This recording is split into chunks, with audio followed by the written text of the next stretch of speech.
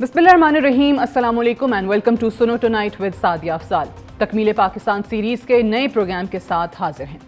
हम आजमाइश के दौर में जी रहे हैं। हर रोज़ हमें एक नए इम्तहान से गुजरना पड़ता है। हमारी नई नस्ल दीन से दूरी इख्तियार कर रही है और मगरबी तहजीब की यलगार हमारे माशरे की रग रग में बस चुकी है। हमें अपनी औलाद के हाथों आजमाइश का सामना है। हमारी नई पीढ़ी दीन इस्लाम से दूर और लादीनियत के करीब होते हुए दिखाई दे रही है। निज़ाम हुकूमत दौरे हाजिर के तकाज़ों को समझने में मुसलसल नाकाम है। दुनिया हम पर तंग हो चुकी है। दुनियावी फितना हमारी जिंदगियों पर हावी है। हम फितनों में घिरे हुए हैं। एक फितने से हम अपनी जान बचाने में कामयाब होते हैं तो दूसरा और फिर तीसरा फितना हमारे सर पर आ खड़ा होता है। अरबी लुगत के एतबार से हर आजमाइश और परख फितना कहलाता है। इसी तरह जो भी चीज़ इंसानी अक्ल और अज़ाइम के लिए आजमाइश का सबब बने और उसे राह हक पर कायम ना रहने दे, वो फितना कहलाती है। फितने की कई अशकाल हमारे सामने हैं, खा गुमराह कुन नज़रियात की सूरत में हो या बातिल अफकार और नफसानी ख्वाहिशात की पैरवी की शक्ल में। ये वो सब फितने हैं जिनका तज़किरा कुरान पाक में आया है और रसूलुल्लाह सल्लल्लाहु अलैहि वसल्लम मुतअद्दिद बार इसका जिक्र फरमा चुके हैं। हज़रत उसामा बिन ज़ैद रज़ियल्लाहु ताला अन्हु से रिवायत है कि नबी पाक सल्लल्लाहु अलैहि वसल्लम मदीना मुनव्वरा के बुलंद मकानात में से एक बुलंद मकान की छत पर चढ़े और फरमाया, क्या तुम उस चीज़ को देख रहे हो जिसको मैं देख रहा हूँ? सहाबाए कराम ने जवाब दिया, नहीं या रसूलल्लाह। आप सल्लल्लाहु अलैहि वसल्लम ने फरमाया, हकीकत यह है कि मैं उन फितनों को देख रहा हूं जो तुम्हारे घरों में बारिश की तरह बरस रहे हैं। कुरान मजीद में अल्लाह ताला फरमाते हैं, और जान लो कि तुम्हारी दौलत और तुम्हारी औलाद एक आजमाइश है और बेशक अल्लाह के पास अजर अजीम है। बिलाशुबा माल और औलाद एक इम्तहान और फितना है। माल और औलाद की मशगूलियत और महबूबियत सही तरीके पर काम नहीं करने देती, जिहाद की शिरकत से बाज रखती है, नमाज भी सही तरीके से पढ़ने नहीं देती, पूरी ज़कात अदा करने से नफ्स इनकार करता है। अल्लाह ताला तनबीह करते हुए फरमाते हैं कि आजमाइश में पूरे उतरो, माल और औलाद तुम्हारे इम्तहान में फेल होने का जरिया ना बन जाएं। हज़रत अबू सईद रज़ियल्लाहु ताला अन्हु से रिवायत है कि नबी पाक सल्लल्लाहु अलैहि वसल्लम ने फरमाया, तुम भी ठीक पहली उम्मतों के नक्शे कदम पर चल कर रहोगे, हत्ता कि अगर वो गूह के सुराख में घुसे तो तुम भी उसमें घुस कर रहोगे। अर्ज किया गया, या रसूलल्लाह, पहली उम्मतों से मुराद यहूद और नसारा हैं? फरमाया, और कौन? हदीस पाक में रसूलल्लाह सल्लल्लाहु अलैहि वसल्लम ने फितनों की पेश की इत्तला दी और मुतनब्बे किया है कि क़यामत तक आने वाले फितनों से बचने के लिए तदाबीर इख्तियार करते रहो। मुस्लिम उम्मा के हालात पर अगर एक नज़र दौड़ाई जाए तो हमें मालूम होगा कि आज के मुसलमान फितनों में घिरे हुए हैं। हमें अपने हालात देखकर इंतहाई अफसोस और परेशानी भी होती है। मौजूदा फितने इस बात की निशानदही करते हैं कि कुरान पाक और रसूल पाक सल्लल्लाहु अलैहि वसल्लम की बताई अहादीस की रोशनी में दुनिया अपने आखिरी वक्त यानी क़यामत की तरफ बढ़ रही है। हम मगरिब के पैरोकार बन चुके हैं। हमारी नौजवान नस्ल मगरिब बिलखुसूस यूरोप और अमरीका में मुस्तकिल रिहाइश की ख्वाहिशमंद है। हम और हमारी औलादें मगरिब का तर्ज ज़िंदगी अपनाकर फ़ख्र महसूस करते हैं। मगरबी तहजीब व तमद्दुन हमारे माशरे में सरायत कर चुका है। मुस्लिम हुक्मरान और मुस्लिम ममालिक बहुत तेज़ी से अपनी तबाही की तरफ बढ़ रहे हैं। हम में कौमियत की लानत बहुत तेज़ी से उभर रही है। नामालूम इसका अंजाम क्या होगा। मशरिक़ वस्ता के मुस्लिम अहमियत के तारीख़ी शहर अपनी शनाख्त तब्दील करने में बहुत तेज़ी से अमल पैरा हैं। मगरबी ताकतें अरब में जो काम खुद ना कर सकी वो मुसलमान हुक्मरानों से करवा लिया गया। आज सऊदी अरब में बहुत तेज़ी से मगरबी सकाफ़त को अपनाया जा रहा है। सिनेमा, फैशन शो और बैरूनी फिल्मों का इनकाद किया जा रहा है।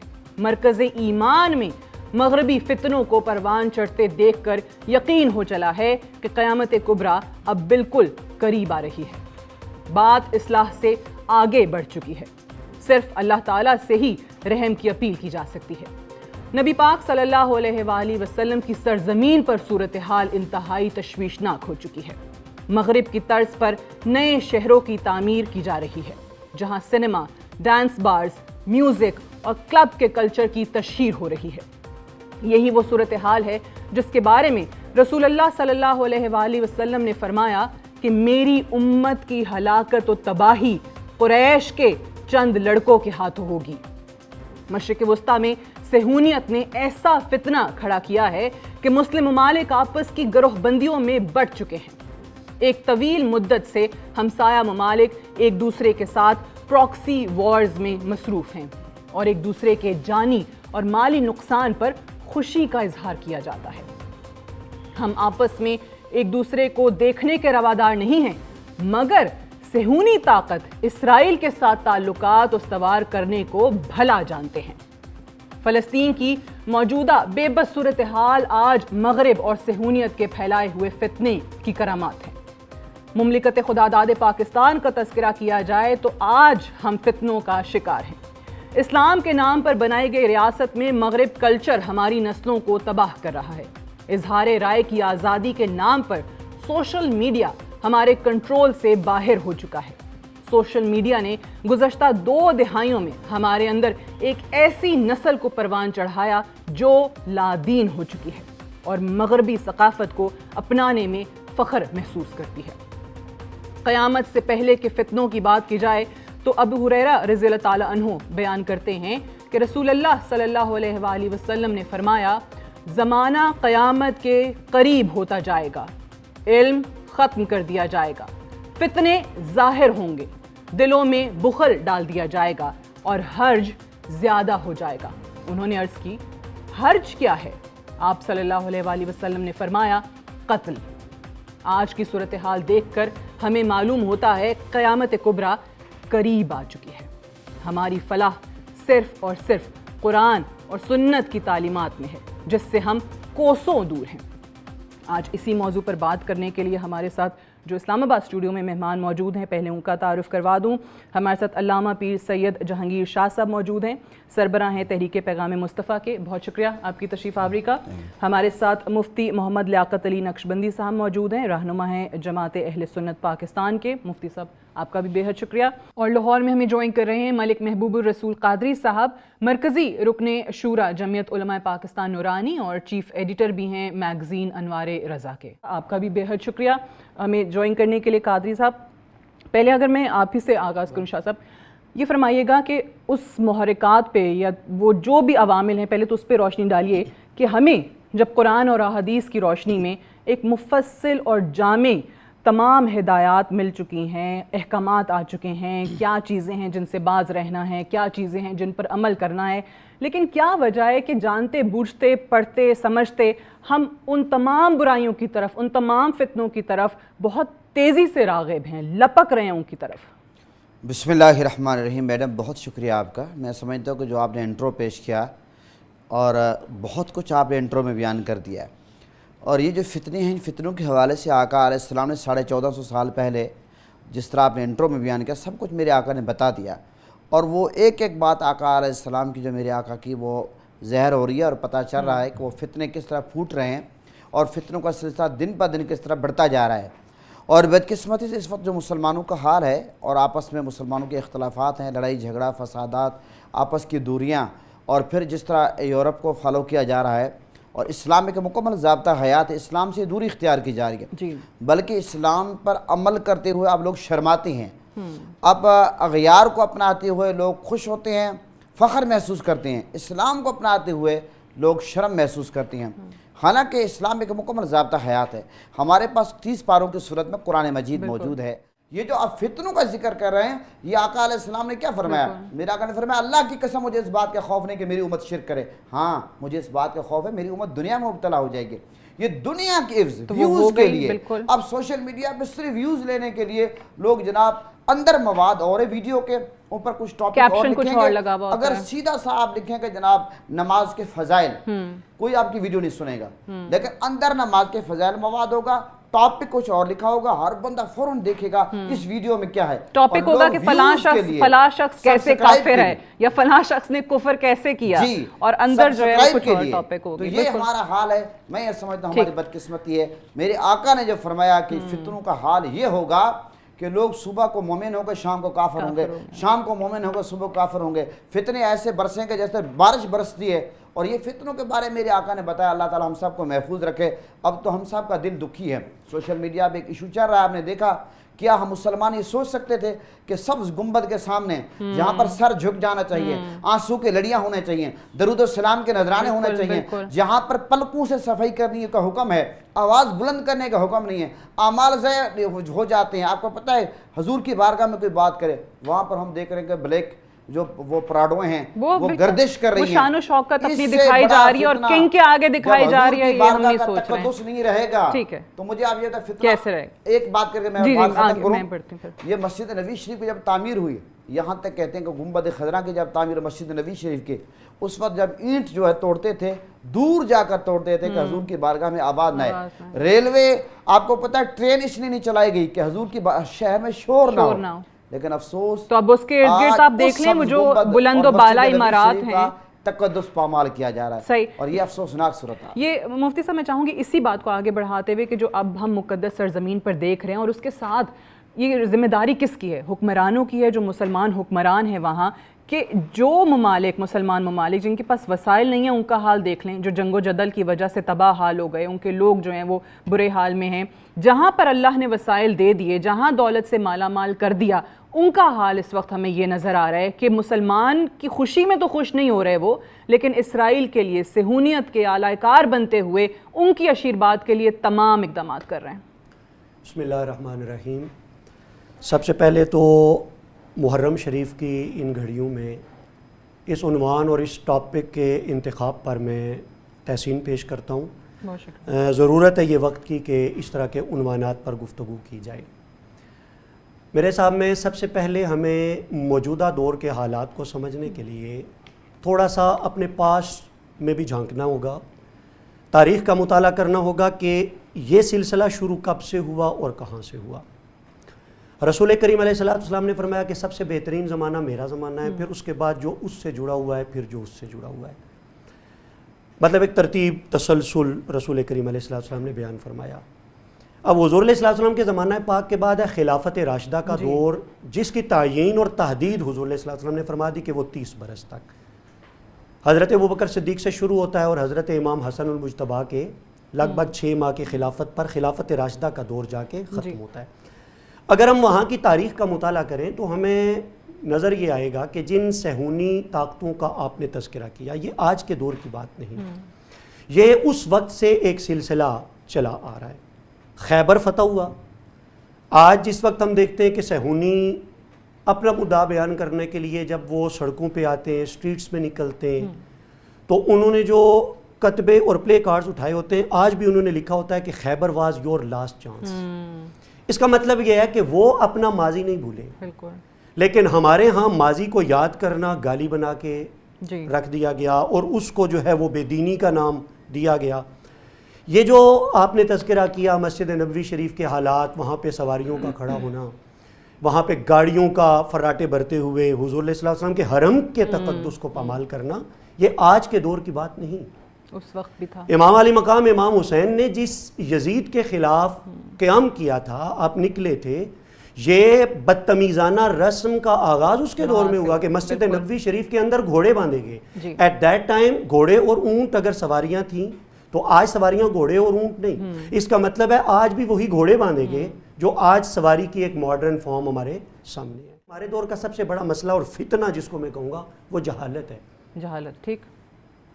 علم ڈگری کا نام نہیں, علم وہ یونیورسٹیز میں جانے کا نام نہیں, بالکل. علم کالجز کے اندر جانے کا نام نہیں.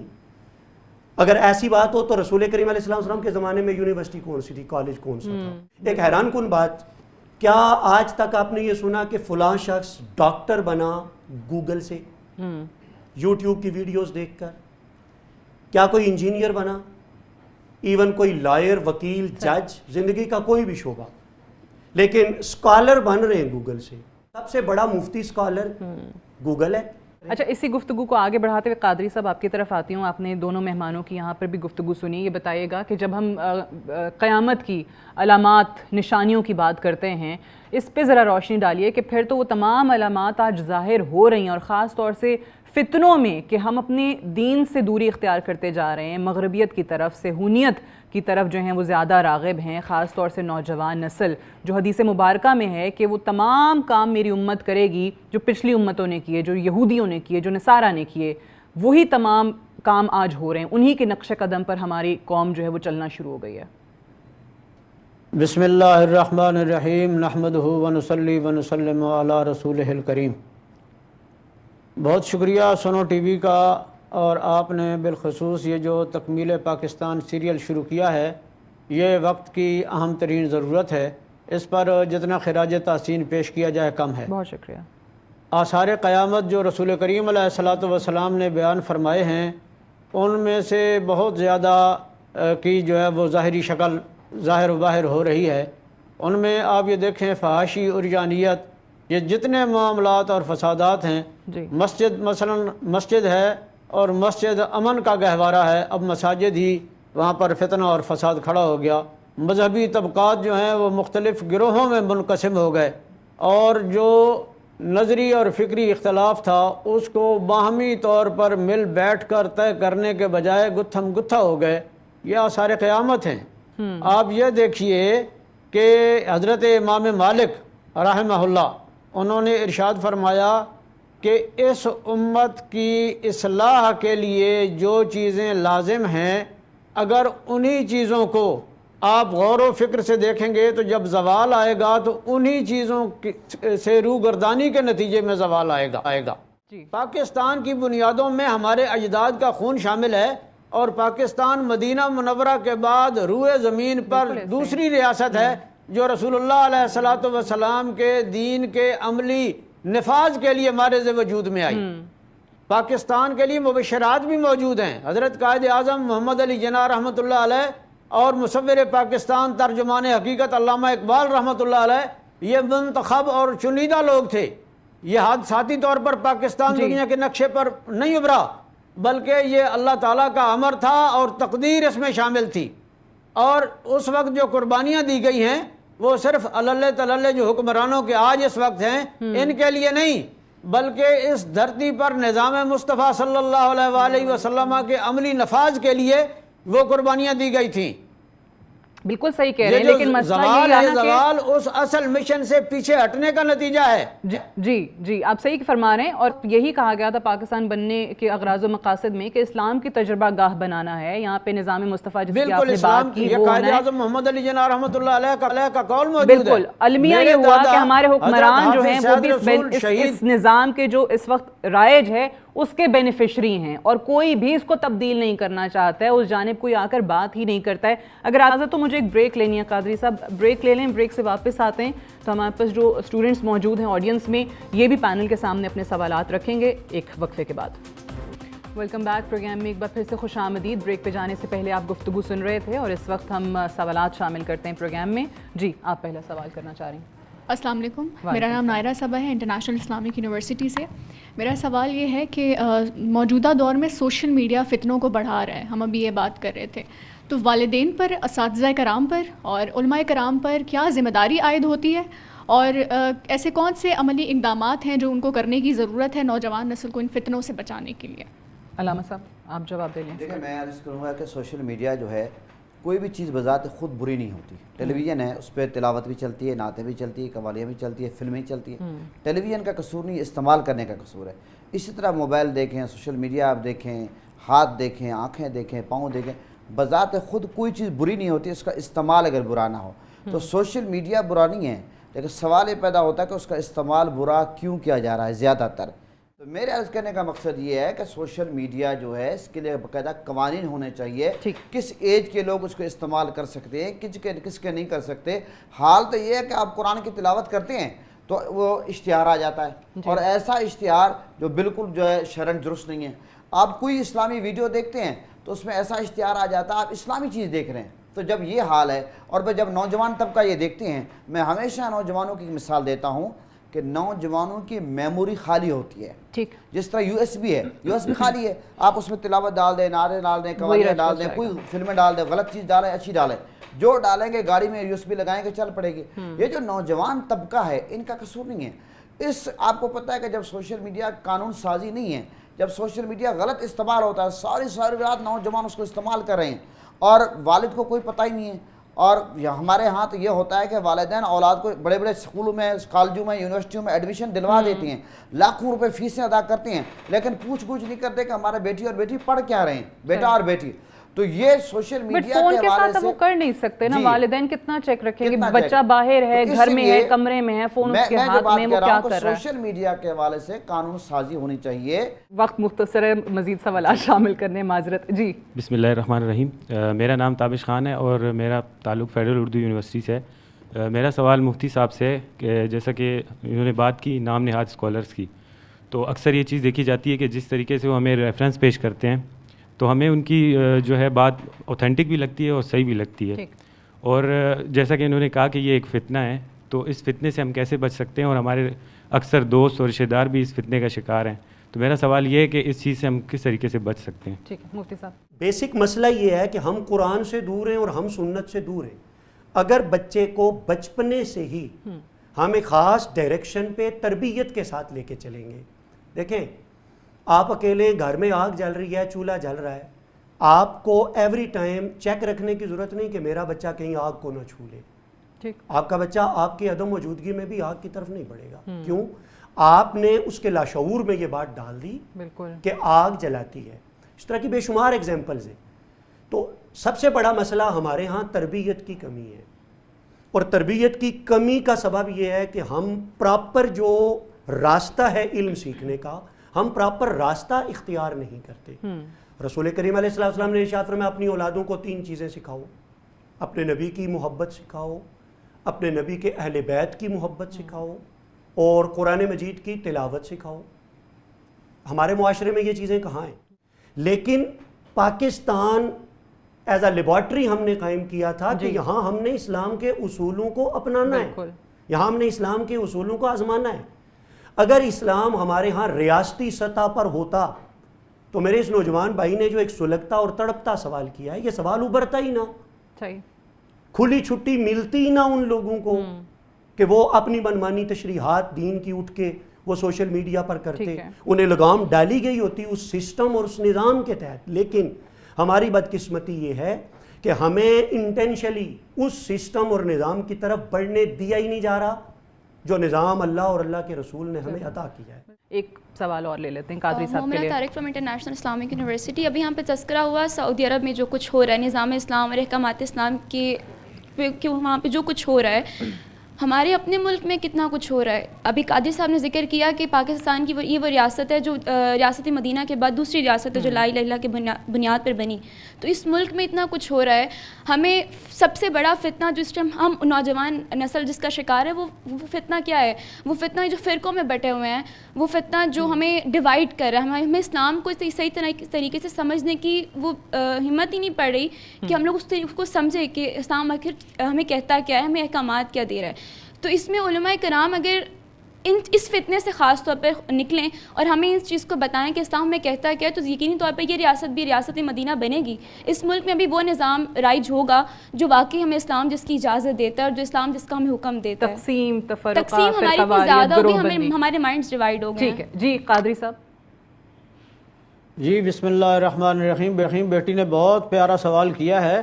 اصل مسئلہ یہ ہے ہمارا, میں پھر اسی نقطے کی طرف جاؤں گا کہ ضرورت اس بات کی ہے کہ لوٹ جا عہد نبی کی سمت رفتار جہاں, زندگی کو پھر وہی ارتقا درکار ہے. مسئلہ اس وقت یہ ہے کہ جو ہماری تربیت گاہیں تھیں ان کا تربیتی نظام ڈیمیج ہو کر رہ گیا ہے. ماں کی گود سے لے کر گور تک یہ علم حاصل کرنے کا فلسفہ جو رسول کریم صلی اللہ علیہ وآلہ وسلم نے عطا فرمایا, اس سے روح گردانی کا یہ نتیجہ ہے. نہ ماں کی گود میں تعلیم کے ساتھ تربیت کا نظام ہے, وہ صرف پرورش کر رہی ہے. یہ اکثریت کی بات کر رہا ہوں, اللہ ماشاءاللہ استثنائی پوزیشن ہمہ وقت موجود رہتی ہے. مدرسہ اور سکول میں بھی تربیت کوئی نہیں, صرف رٹالائزیشن چلتی ہے. رٹا لگاتے ہیں لوگوں کو اور نمبر حاصل کرنے کے لیے ان کو بڑھاتے ہیں. کالج کی بھی یہی پوزیشن ہے اور یونیورسٹی کی بھی. پہلے تعلیم بالغاں کے لیے خانقاہی نظام ہوا کرتا تھا، تو خانقاہیں بھی اس وقت اجڑ کر رہ گئیں. خانقاہ نشین خود جب جاہل ہوگا تو وہ تربیت کیسے کرے گا سالکین کے لیے؟ یعنی کہ جو بزرگان تھے، بڑی عمر کے لوگ تھے، ان کے لیے خانقاہی نظام تھا، وہاں پر وہ جا کر رہتے بھی تھے، تعلیم بھی حاصل کرتے تھے، تربیت بھی ان کی جاتی تھی. آج وہ نظام ختم ہو گیا. یہ بھی محترم نے ارشاد فرمایا تھا کہ پراڈو کلچر، جب خانقاہوں میں پراڈو کلچر آ جائے گا تو وہ درویش جو صفوں پر بیٹھ کر صفہ رسول اللہ علیہ الصلوۃ والسلام کے قائم کردہ صفہ کے نتیجے میں یہ خانقاہیں تھیں. اور مساجد کا نظام، مسجدوں میں ہم جاتے ہیں بالکل رٹے رٹائے جملے سنتے ہیں. اللہ ماشاء اللہ ہمارے علماء عصری تقاضوں سے ہم اہم گفتگو نہیں کرتے، پرانے رٹے رٹائے جملے، وہی باتیں سنا کے اپنا وقت 35 منٹ 40 منٹ پورا کرتے ہیں اور تقریر ختم کر دیتے ہیں. چاہیے تو یہ تھا کہ یہ جو جمعہ کا اجتماع ہے یہ ہفتہ وار تربیتی نشست ہوتی. آج بھی اسکالرز کو، علماء کو، مشائخ کو یہ دعوت فکر ہے کہ وہ اس ممبر اور محراب کے سٹیج کا صحیح استعمال کریں، تعلیم اور تربیت کا نظام بنائیں. نوجوان نسل اس وقت جاتی ہے نماز پڑھنے کے لیے جب عربی خطبہ شروع ہو جاتا ہے، نہ پڑھنے والے کو پتہ کیا کہہ رہا ہے، نہ سننے والے کو پتہ کیا کہہ رہا ہے. سعودیہ کی بات ابھی کی ہے تو بہت دکھ کے ساتھ یہ کہنا پڑتا ہے کہ سعودیہ میں جو کچھ ہو رہا ہے وہ نہیں ہونا چاہیے تھا. وہاں پر انہوں نے مندر بنائے، خود افتتاح کر رہے ہیں متحدہ عرب امارات کے اندر. یہ اسلام کے ماتھے پر کلنک کا ٹیکہ ہے، اس سے بچنا چاہیے. پاکستان کے اندر بھی اس نظام کو پھر سے ہمیں دہرانا ہے. نظام مصطفیٰ، وہی لیبارٹری، وہ تجربہ گاہ، نظام مصطفیٰ صلی اللہ علیہ وآلہ وسلم کی وہ لیبارٹری قائم کرنی چاہیے. یہ سود اللہ کے ساتھ اعلان جنگ ہے. گورنمنٹ نے سود، یہ ورلڈ بینک جو ہے اس نے اجاڑ دیا ہے پاکستان کو، سودی نظام نے اجاڑ دیا ہے.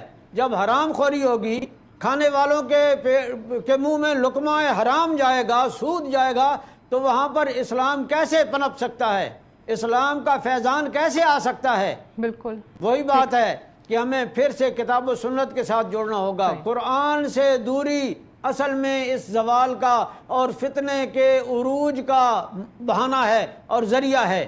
اگر ان فتنوں سے نجات حاصل کرنی ہے، جان چھڑانا ہے، تو پھر قرآن کے ساتھ اپنا تمسک قائم کرنا ہوگا. مال و دولت کی محبت میں وہ تمام چیزیں جن کی طرف آپ اشارہ کر رہے ہیں وہ ہمیں اپنے ملک میں بھی دیکھنے کو آ رہی ہیں، جس میں ایک سر فہرست سود ہے. اور یہی وہ وہن کی بیماری ہے جس کے حوالے سے رسول اللہ صلی اللہ علیہ وسلم نے کہا تھا، جب ان سے پوچھا گیا کہ وہن کیا ہے تو انہوں نے کہا کہ دنیا کی محبت اور کراہیت موت سے نفرت. بریک لے لیں، بریک سے واپس آتے ہیں ایک وقفے کے بعد. ویلکم بیک پروگرام میں ایک بار پھر سے خوش آمدید. جی ایک اور سوال. السلام علیکم، میرا نام عثمان رشید ہے، میں نمل یونیورسٹی سے بلانگ کرتا ہوں.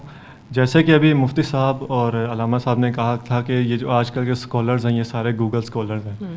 تو آج کل جو بھی اسکالرز ہم جسے بھی سنتے ہیں، جسے بھی ہم پسند کرتے ہیں، ہمیں لگتا ہے کہ اس کی کوئی بات سچ ہے یا اوتھینٹک ہے، تو اسے اگلے دن ایسا باقی جو ہوتا ہے کہ سوشل میڈیا وغیرہ کے متعلق اسے بلیم کر دیا جاتا ہے کہ پھر ہمیں اس بات پہ اس کی جو اوتھینٹک بات تھی اس پہ ہمیں شک و شبہات آ جاتے ہیں.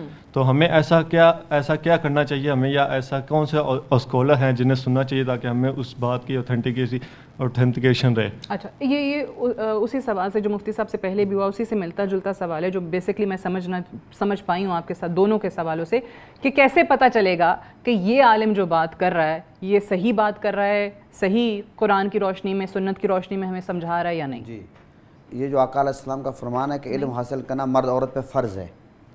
سوال یہ پیدا ہوتا ہے کہ کتنا علم حاصل کرنا فرض ہے؟ کیا PhD کرنا فرض ہے؟ کیا MPhil کرنا فرض ہے؟ بات یہ ہے کہ اتنا علم حاصل کرنا فرض ہے کہ آپ مسلمان ہیں، آپ کو نماز کے مسائل کا پتہ ہونا چاہیے. آپ مسلمان ہیں، آپ کو پتہ ہونا چاہیے کہ زکوٰۃ کس پہ فرض ہے اور زکوٰۃ کی ادائیگی کیسے کرنی ہے. حج کے معاملات، بیوی کے حقوق کیا ہیں، اولاد کے حقوق کیا ہیں، ہمسایہ کے حقوق کیا ہیں، یہ تمام بنیادی علم حاصل کرنا ضروری ہے. اور یہ بجائے سوشل میڈیا کے ذریعے حاصل کرنے کے آپ باقاعدہ ایک استاد محترم کی خدمت میں جائیں، وہاں سے باقاعدہ علم حاصل کریں. آپ اگر مکمل عالم دین نہیں بھی بنتے، کم از کم اتنا علم ضرور حاصل کریں. آپ کو نماز کے فرائض کا، شرائط کا، وضو کا، دیگر جو ضروری مسائل ہیں زندگی گزارنے کے جو اصول ہے، قواعد ضوابط ہیں، آپ کو ان کو پتہ ہونا چاہیے. تو اگر میں یہ کہوں کہ اور قرآن سے ڈائریکٹ تعلق تو ہر مسلمان کا جی ہونا چاہیے، تو قرآن سے اس ڈائریکٹ تعلق کو قائم کرنے کے لیے آپ کہتے ہیں کہ معتبر اساتذہ کی ضرورت ہے. قرآن کو کوئی سمجھانے والا ہوگا. اس لیے قرآن میں آتا ہے کہ یضل بہ کثیر و یہدی بہ کثیر. بہت سارے لوگ قرآن پڑھتے ہیں، گمراہ ہو جاتے ہیں، بہت سارے ہدایت پاتے ہیں. ہر قرآن پڑھنے والا ہدایت یافتہ نہیں ہوتا، یاد رکھیں. کیونکہ قرآن جب اپنی مرضی سے کوئی بندہ ترجمہ کرے، تشریح کرے، تو اس نے گمراہی ہونا ہے. جب آپ جس استاد پہ آپ کو عالم دین پہ اعتماد ہے، آپ دیکھیں آپ کس اسکول میں ایڈمیشن لیتے ہیں، آپ جہاں سمجھتے ہیں اچھی تعلیم ہے. آپ اس یونیورسٹی میں ایڈمیشن لیتے ہیں جہاں آپ کو پتہ اچھی تعلیم ہے. تو اسی طریقے سے آپ اس عالم دین کے پاس جائیں جس پہ آپ کو اعتماد ہو. بجائے یہ کہ آپ گوگل کریں، آپ یوٹیوب پہ جائیں، اس کو سنیں، آپ کو پتہ ہی نہیں کہ اس عالم دین کا بیک گراؤنڈ کیا ہے، وہ ہے کون، وہ کس کا لانچ کیا ہوا ہے، کون اس کو استعمال کر رہا ہے. میرے پاس ٹائم بالکل ختم ہو گیا. ایک بات میں ضرور کروں گا، ایک بات جو پہلا ایک فرقہ واریت کا سوال ہو شارٹ. یہ جو سوال ہے کہ بھئی علماء آپس میں نہیں بیٹھتے، فرقہ واریت کا خاتمہ نہیں ہوتا، یہ بات سرے سے غلط ہے. علماء نے جب بھی پاکستان کو ضرورت پڑی، حضور کی امت کو ضرورت پڑی، علماء اکٹھے بیٹھے ہیں. وہ آپ کو فرقہ واریت کا معاملہ ہو، دہشت گردی کا معاملہ ہو، کرونا کا معاملہ ہو، یہاں تک کہ آپ کی اطلاع کے لیے عرض ہے کہ قرآن پاک کا ایک ایسا ترجمہ تیار ہو چکا ہے جس میں تمام مسالک کے علماء، یعنی کہ مولانا منظور مینگل صاحب دیوبند مسلک سے ہیں، آغا شفا صاحب شیعہ مسلک سے ہیں، اسی طرح جماعت اسلامی کے ہیں، اسی طرح اہل حدیث ہیں، اسی طرح ہمارے جو اہل سنت آخری کامنٹ مجھے آخری کامنٹ میں ٹائم ختم ہو رہا ہے، مفتی صاحب سے لاسٹ کامنٹ لینے دیجیے. ہمارے غزالی اعظم حضرت علامہ سید ارشد سی کاظمی، ان نے یہ باقاعدہ قرآن پاک 3 سال میں بیٹھ کر HEC میں باقاعدہ ترتیب دیا. وہ قرآن پاک جو ہے وہ ترتیب مارکیٹ میں موجود ہے، لیکن گورنمنٹ نے باقاعدہ اس کا پروگرام کرنا تھا، ابھی تک نہیں ہوا. اگر گورنمنٹ اس کو باقاعدہ پروگرام کر کے پورے پاکستانی قوم کو، حضور کی امت کو بتا دے کہ تمام مسالک علماء نے متفقہ ترجمہ کیا، اس کو پڑھو، آپ گمراہی سے بچیں گے. مفتی صاحب آخری کامنٹ کر دیجیے. میں قرآن مجید ہی کا سہارا، میرے خیال میں ہماری گفتگو کا آغاز اور اختتام قرآن سے ہو جائے تو اس سے زیادہ ایتھینٹک کوئی بات نہیں. نوجوان ہمارے دوست بڑے باشعور نوجوان ہیں اور شعور پر مبنی سوالات کر رہے ہیں. ہم اگر قرآن کی طرف رجوع کریں تو قرآن مجید نے 2 نوجوانوں کا ذکر کیا. میں بالکل اختصار کے ساتھ عرض کروں. ایک حضرت ابراہیم خلیل اللہ، ان کی جوانی کے زمانے میں جب انہوں نے بت شکنی کی، بت توڑے، تو قرآن مجید نے نقشہ کھینچا کہ قوم والے اس پریشانی میں شکار ہوئے کہ ہمارے بت کس نے توڑے. گیا کہ سمعنا فتن، ہم نے ایک نوجوان کو سنا کہ ان بتوں کی مذمت کر رہا تھا جس کا نام ابراہیم ہے. ایک نوجوان ایز اے رول ماڈل قرآن ہمارے سامنے رکھتا ہے. اس نوجوان کا کریکٹر کیا ہے؟ بت شکنی. دوسرا نوجوان قرآن مجید ہمارے سامنے سورہ کہف کا میں حوالہ دوں گا، حضرت موسیٰ کے ساتھ. اذ قال موسیٰ لفتاہ، جب حضرت موسیٰ نے اپنے جوان سے کہا. اس نوجوان کا کریکٹر کیا ہے؟ حضرت موسیٰ کی رفاقت، حضرت موسیٰ کی خدمت میں رہنا اور ان کی صحبت اختیار کرنا علم سیکھنے کے لیے. 2 قرآن کے بعد حضور کی سیرت کی طرف آتے ہیں. ایک فتح ہمیں حضور کی سیرت اور حضور کی زندگی میں ملتا ہے، لیکن پہلے پھر وہ قرآنی فتح، قرآنی نوجوان، بت شکنی اور آل اللہ کی رفاقت، یہ قرآنی نوجوان کی خوبی ہے. حضور کی سیرت میں ایک نوجوان ہمیں ملتا ہے جسے علی المرتضیٰ کہتے ہیں، کرم اللہ وجہ الکریم. ہم ان کی شخصیت اور ذات میں دیکھتے ہیں تو یہ دونوں کردار کے حسن میں نظر آتے ہیں. بت شکنی بھی دکھائی دیتی ہے، رفاقت رسالت ماپ بھی دکھائی دیتی ہے. انہوں نے کہا کہ جی ہمیں کیسے پتہ چلے کون ایتھینٹک بات کر رہا ہے. تو جو شاہ صاحب نے بات کی، میں اس بات کی روشنی میں عرض کروں گا کہ سوشل میڈیا پر سب سے زیادہ زور دیا جا رہا ہے اس وقت کہ جو علم کی اصل آماجگاہیں ہیں ان سے پبلک کو دور کیا جائے. پتہ نہیں یہ جملہ اس کا وزن یہاں سہارا جائے یا نہ. یہ جو کہا جاتا ہے بابے تے شاہی کوئی نہیں، بیسیکلی یہ ایک جملہ نہیں ہے، یہ ایک فکر ہے، یہ ایک سوچ ہے. حضرت موسیٰ کا نوجوان اگر حضرت موسیٰ کے ساتھ لگا ہوا ہے تو حضرت موسیٰ اپنے دور کے بابے تھے نا. قرآن ہمیں یہ فکر دیتا ہے کہ اگر آپ نے حق اور سچ کا راستہ اختیار کرنا ہے تو آپ نے اہل اللہ کی صحبت اختیار کرنی ہے. اور بت توڑنے، وہ جو بت شکنی ہے، ہمارے دور میں کوئی بت وہ والے تو نہیں جن کے سامنے دیویاں اور دیوتا ہیں. ہمارے دور میں یہ سوشل میڈیا بت ہے. ہمارے دور میں ہماری پسند اور ناپسند بت ہے. یہ عالم مجھے اچھا لگتا ہے میں نے اس کی سننی ہے، یہ اچھا نہیں لگتا تو اس کی نہیں سننی ہم نے. یہ بت شکنی کرنی ہے، اور وہ جنہیں رول ماڈل قرآن نے قرار دیا انہیں اپنا رول ماڈل بنائیں گے تو ہمارے لیے یہ سارے مسائل چلیے اسی نقطے پہ کلوز کرتے ہیں. بہت بہت شکریہ مفتی صاحب آپ کا بھی، شاہ صاحب آپ کا، قادری صاحب آپ کا بھی، آپ نے ہمیں لاہور سے جوائن کیا، اور آپ سب اسٹوڈنٹس کا بھی، آپ کے سوالات کا بھی شکریہ. آج کے لیے اتنا ہی، مجھے اجازت دیجیے. خدا حافظ.